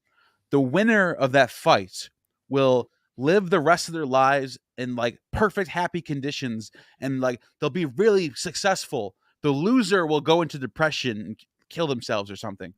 So he's trying to make it seem like nature at its core is all about like proceeding and surviving and being the best, and don't be the loser, depressed one. And like he's saying all this while battling while taking large amounts of benzos, and like it's so crazy. It's such a fraud, dude. I'm sorry, I don't want to keep talking. Yeah, it's and a lot of neuroscientists that read this were like, this is not accurate. He's spewing. He has no idea what he's talking about with the with the lobster thing. So this is what I mean. I'm not an expert either, so I can't tell you what he's wrong about. But I've heard people say that the shit he says about lobsters is like he's riffing. He's riffing. Yeah. He just always seems to step outside of the realm of his expertise, and very convincingly too. It convinces a lot of people. He thinks he's a PhD in one place. He's an expert everywhere. Climate change, anything, doesn't matter. So yeah, I know. And climate change is a huge issue that people don't take seriously enough. Ray Oshima said only a small amount of Jews left Babylon, and then D said yes. What's that? Only a small number of Jews left Babylon when they went back. Yeah. Oh, okay. Give it. So what's the context? Can you give me because this is like ask this is like me just asking this is way after the fact. This is when they return. So this is actually mentioned in Isaiah, by the way, where Isaiah says that in chapter 7. He says, Cyrus, my anointed one, your plan will be to restore Israel, the remnant, and that's when the second temple will be built and all that stuff. So, and it's true that when they returned, a lot of them stayed back. I don't know the amounts. I don't know if it's a small. I have no idea. But I do know that a lot of them did stay in Babylon because they liked their lives there. Oh, you know what? I actually had another verse that I wanted to share real quick regarding this. It's from Psalm. And then I want to ask you about a brief history of Israel, because this is perfect. Yeah. I'm not actually. Yeah, I'll do my best. Like I'll answer what I know. So everyone, if you've got any questions, drop them in. If you definitely want them answered, super chat them. I'll appreciate it. But here we go. Yeah. Those who escaped from the sword, he carried away to Babylon, and they were servants to him and his sons to rule in Persia. Okay, look at this. Psalm 137. By the rivers of Babylon, there we sat and wept, and we remembered Zion.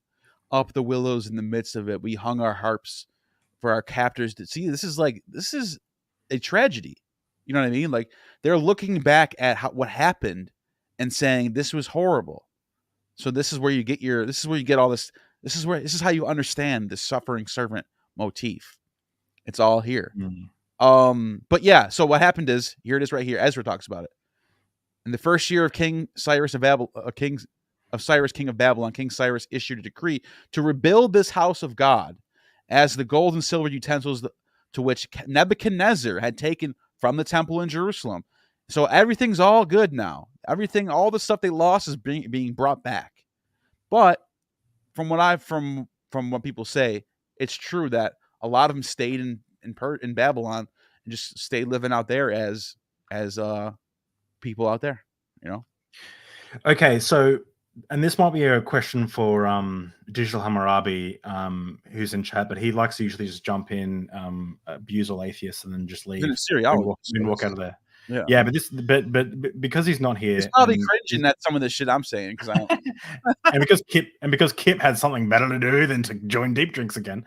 Gotta have Kip back on. I love Kip. Me and him just talk about metal bands and stuff all the time over chat, and drama that's going on in the atheist community. But so what I understand is there was no archaeology pretty much is like unified on the fact that there definitely was no major exile from Egypt. That if you were to take the numbers that are in the Bible, but they from Egypt or from Israel, from Egypt, so the Exodus. Oh, you're saying archaeology shows it happened? No, it didn't happen. Oh, okay. I'm sorry. Go ahead. Yeah. They're pretty unified on that, and the fact that like the Israelites could like hold, they could stand hand by hand and reach the promised land, and it took them 40 years in the desert, and also, by the time if they went single file, by the time the first ones got to Israel, the people in Israel and people in Egypt still wouldn't have left yet, and we know that a lot of the stuff with the Jericho and all that stuff didn't happen. So, and I'm doing a video on this with Digital Hammurabi for the Patreon actually page, and I'll be making a video of it later on. But essentially, just to give everyone a tease now, the Exodus written in the time that Israel was in captivity by the Babylonians, or was it like where do we get this text from? Because to me, I've heard something about that it was like a polemic against Mesopotamian civilization, and it was like Israel's battle cry to like create a story and a mythos of their kind of identity. I think that, in my personal opinion, I could be wrong, from what I've gathered so far, most of the Bible was written Second Temple period. There might be and the stories themselves might be older, but they don't get officially written down in the form that we have it until Second Temple period. So it's all later text, basically. And even if, like I said, the stories they're writing about older stories, like Job, I think is an older story. It doesn't even mention Israel. I don't think it's very old. But like I'm saying, the form that we have it in is written probably sometime in the Second Temple period. That's I could be wrong. I'm open for someone to check. When you say Second Temple period, what does that mean? After they came back from Persia. Okay, cool. All right, can you give us a 5-minute like Israel from beginning to Jesus' time? Can you give us like a few minutes of like what happened? This will be fun. I'll try this out. All right, and if you're a Bible scholar who actually knows, don't kill me. If I had to like comment when Neil's wrong. If someone was quizzing me right now and I had to turn in my paper to see how good I do, this is what I would say. I would say, Israel started off as a city-state of Jerusalem area, and it was very small, not a giant nation like it's described in later texts. And you get your Meneptah Stela, you got your Moshe Stela. It's being mentioned and like drive passerby as like a city-state, just like any other city-state, like the Philistine cities, Gaza, and like you have Israel or Jerusalem. And maybe it was 2 cities. Maybe there was one in the north, one in the south. That I don't really know. But all I could say is I think the best person to listen to on this is Israel Finkelstein. And he's like, the archaeology shows that this really wasn't shit going on here. This is the backwater. Like, this was a small little area, maybe a small kingdom.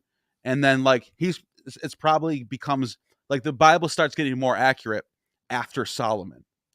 So David and before David, it's all like mythical and like legendary. And then like after and like Hezekiah, all of a sudden now we can see like, oh, Hezekiah, oh, there really was a war. Oh, there really is an underground tunnel.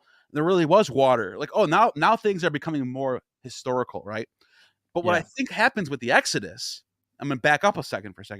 I think the Hyksos as a people of Egypt, the memory of this dynasty, for whatever reason, because they actually, it turns out they actually didn't worship Baal, and they have a lot of commonality with people living in Syria, the Hittites, the people living in what would be Israel. And so there might be some of those traditions surviving. And what I think happens with the Exodus is they write a story that didn't exactly happen, but it's sort of like allegorizing the Hyksos expulsion. Maybe that's as far as I'll go with the Exodus. So that's what I think might have happened with why is there an Exodus? So because Israel was just part of Egypt for a long time, for like 1,000 years. It was just part of the Egyptian colonies up until like the 20th dynasty, 19th dynasty, something like that. And then they split off and become, Canaan. And so what I think happens is that like collected memory of like people talking about it and it getting preserved on stelas or whatever, funerary text, stuff like that. And that becomes a national epic of this start of like you get Moses, you get David, you get those type of characters. I think with Isaac, Jacob, Abraham, and Joseph, I think what you're getting is succession stories based off of the surrounding myths of these theogonies. The Phoenician theogony, Hesiod's theogony, there's Hittite theogonies, there's Egyptian theogonies. And I think what they're doing is they're sort of taking those stories and then they're very much like how Jesus is their stories being placed onto Jesus. I think you see the same thing with Abraham, Isaac, Jacob, and Joseph. For example, the story of Abraham looks a lot like the story of Saturn, Kronos. So I think there might be something going on with that. And then now you have these national legends. That brings us, now I'm going to go back to where I was with the time of Hezekiah, and now all of a sudden those kings that are listed in Kings and Chronicles are pretty much real kings who ruled for as long as people think they ruled for. And then you get to the Nebuchadnezzar sacks the north first, takes over. Jerusalem kind of survives for a little while, and then they get taken over, and then they get brought to Persia in X amount, 40 years or whatever. Cyrus conquers the Babylonians. Then you have the Persian Empire. Then you get the Second Temple period. and some Zerubbabel character builds the temple, and that building process doesn't stop until Herod like changes the building of the temple is like it's just like constant for like the next like 200 years. And so what I think happens during that period is when you start getting all these texts like Daniel, Maccabees, basically the Bible is written during this time. That's what I think. So then that brings us to the Hellenistic period. Alexander the Great conquers the whole East. Hellenization happens. Then the Hellenized period comes. That's when you start getting Greek influences into the text. You get Maccabees, you get Daniel, you get those texts, and then you end up getting you get writers like Jesus, Sirach, more wisdom literature. You see some like Orphic stuff happening. You get Philo of Alexandria, 1st century BCE, and then Christianity. Nice. Yeah, so it's a long and wild story there. Hang on, let me just show you. What's important though? What's important, real quick, is that I'm gonna get something. Yeah. So Herodotus, when he writes his book and his histories in 5th century BCE, no mention of Israel, no mention of Jerusalem, no mention of any King David or anything like that. So that makes me think that based off the archaeology by Israel Finkelstein, combined with Herodotus having no mention, I think they were probably just a small city-state for a long time. Yeah, there's this that I want to show off. It's the Robert Alter translation and commentary of the Hebrew Bible. One professor translates the whole Hebrew Bible over a course of like, I think it was like 30, 40 years. He was just doing one thing after another, and then his publishers like, he did one book, and his publishers like, you know what, you should do the full Bible, full Hebrew Bible. And this is him there, Robert Alter, very cool guy.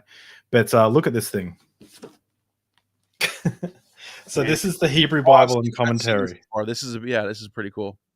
Yeah, and it's just so dense, and a lot of he takes a very modern writing style to it, but in the way that he translates it's very different from the King James or something like that, where he cares less about he cares more about, like, I guess, accuracy in our understanding now, like, versus like the poetic nature of how it was originally written as like parts of poetry, and how King James is very poetic and things like that. I've dug in a little bit into this, but not much. Wow. But yeah, I want to get through all of this. There's an audible version that is just the Bible without the commentary, and it's really beautifully written and read as well. That I bought, but it's something like 80 hours or something, or 70 hours. Like, I don't know, or 100. It's like a lot. It's a lot of time. So we've got a few last questions as we wrap up. Graham said, I'm currently questioning whether Second Temple Judaism was primarily a creation of the Hasmoneans, and there was not much evidence of full-blown Second Temple worship before then. I see. I get what he's saying. He's like, the Hasmoneans sort of bring in this new type of, I don't know, it's a new period. So a new period, new people, new times. That's just how our culture is. Things never stay the same for any. Things always are changing. So you can never, and like, that's another thing I used to think when I was a Christian, is like, I used to think from the time of Abraham down to the time of the last king of Israel, they all had the same thoughts on God. They all thought the same thing. Like, no, it's fairy tale, dude. That's not how things work. People change, culture changes, influences from outside areas, the Egyptians, the Babylonians, the Assyrians, the Persians, the Greeks. That's all factoring in how these things are being done. Yeah. There's I just Googled when the Exodus happened, and according to Google, 13th century, 13th century BCE, just on the Google search, which is interesting because Ray brings up a really good point. There was no written language before 9th century BCE, prior to the LBAC, which I don't know what that is, the official language was Akkadian cuneiform. Right. And you have hieroglyphics in Egypt. Yeah. I mean, but like in regards to like point, it's such a good the alphabets aren't thriving until way later. And so that's what I'm saying. If there's any connection between the Hyksos and the Exodus, it would have to be through some deep or allegorical oral tradition being told about a story, and like it's not one for one. You can't say the Hyksos are the Hebrews. It's just, you can't do that. It's not true. It's way more like you can connect the two and say there's some things that are happening between the two of them. There might be some connections. I think that might be something going on there, but like the time periods don't line up. The Hyksos worship more than one god. They're not like these they're not proto-Israelites at all. It's very like you get what I'm saying. I do. So it's also a few hundred years before that too. It's like 1600s BCE for the Hyksos. It's so amazing. Like this stuff is also interesting to me. That I have the freedom to like kind of not having to protect my beliefs as I kind of read into this stuff as well. But guys, go check out. I mean, everyone here has to be subscribed to Gnostic Informant. If you're not, what are you doing? But you got 520 videos, 43,000 subscribers, and you're just pumping out content after content after content. Don't go to him and talk about mythicism. He's done. He's done with mythicism. He's fucking never doing it again. There's been a lot of drama in the community about that lately. Also, guys, please join the Deep Drinks group and start just pumping out cool videos, content, like anything that you think is really awesome. We'd love to see it over in Deep Drinks. You got full permission to post anything as long as it's related to religion, philosophy, and human rights, and it doesn't break any of the rules against like bigotry, racism, and all those things. It's hard because some of the posts I know will be critiquing religion. As long as it's done in a respectful way, I'm okay with that and everything. Right. But yeah, it's just you got to. It's a safe space it's going to be a safe kind of community for everyone. I'll be banning like anti-Semitic people and stuff like that. It's like without question. And of course, guys, tomorrow is the amazing panel, Purity Culture Horror Stories. It's going to be some wild ones. I mean, we have Nicole coming on, the pastor turned porn star. That's awesome. I'm sure she's going to have some wild stories about it. And, that's a hero right there. That's a hero. Seriously. Family Dr. Ben has like, it's super interesting because Ben's a trans man and he's experienced both sides of purity culture because he kind of grew up in it. And now like it's going to be an interesting conversation. Feral pastor's wife, Emily, on the very left here, she actually she actually is the one to come up with this story. She has a TikTok series called Purity Culture Horror Stories where she reads out comments from her subscribers. And Jeremy is a family and marriage therapist who actually reached out to me just as I announced this on Derek's channel. And Stacy, the amazing apostasy, has got some really cool stuff to share. And she's just like, she's an open book, and I feel like me and her are twins in a lot of ways. We have a lot of similarities in the way we've thought and with the shame and the guilt that was attached to sex. And so that's going to be super interesting. And of course, I have some fucking doozies of some stories. So we're talking about purity culture, the cons of how it can warp your thinking, some of our horror stories, also how you can get over purity culture if it has affected you in your life. And obviously we're not the kind of people, we're not going to be like promoting the fact that everyone should just go be sleeping around. It's nothing like that. It's not like the idea of like, yeah, fuck yeah, hedonism and just do whatever you want. It's not that. It's just talking about the negative aspects of what purity culture can do to people, because it's definitely affected me. Just to give everyone some context, my wife and I, we didn't sleep together until our wedding night, right? So my wife was a virgin. I had slept with some people back when I was a dirty sinner. I didn't have much experience there, I'll tell you that much. But we waited till our wedding night to have sex for the first time, and we had sex. It was good. In fact, I was laughing at everyone at how like I'm like people are lasting 3 minutes. We went for like 45 minutes. it turns out I was just really bad at sex because, like, eventually you're like, I'm like 3 minutes, I'm like sweating, like, oh god. But as we got better, we knew our buttons a lot more. Anyway, it was fun times. But nice. After that, I still had guilt and shame to do with sex, and I would have anxiety attacks around sex, even though we waited till marriage. And the most natural thing in the world is becomes. I know. Isn't that amazing? And it's crazy. So 9 times out of 10, I would have anxiety either before sex or after sex, and only 1 time out of 10, I would just feel good about the whole situation. And that's just something that it's taken a while for me to kind of, and I'm not fully over even after 10 years of marriage, but to kind of learn how to have a healthier relationship with sex and our biological urges, and somewhere between doing cocaine with strippers all night and having a loving monogamous relationship, like somewhere in between, like just a healthy, balanced approach to sexuality, and getting to the nuts and bolts of things. So come along tomorrow. It's going to be a wild one. We've got some fun drinks, some fun guys. It's going to be great. Thank you, Neil, for coming on Deep Drinks. I really appreciate it. And thank you everyone who super chatted and asked amazing questions as well. And thank you to the members of the channel and to the Patreon supporters. I really appreciate it. We'll end there.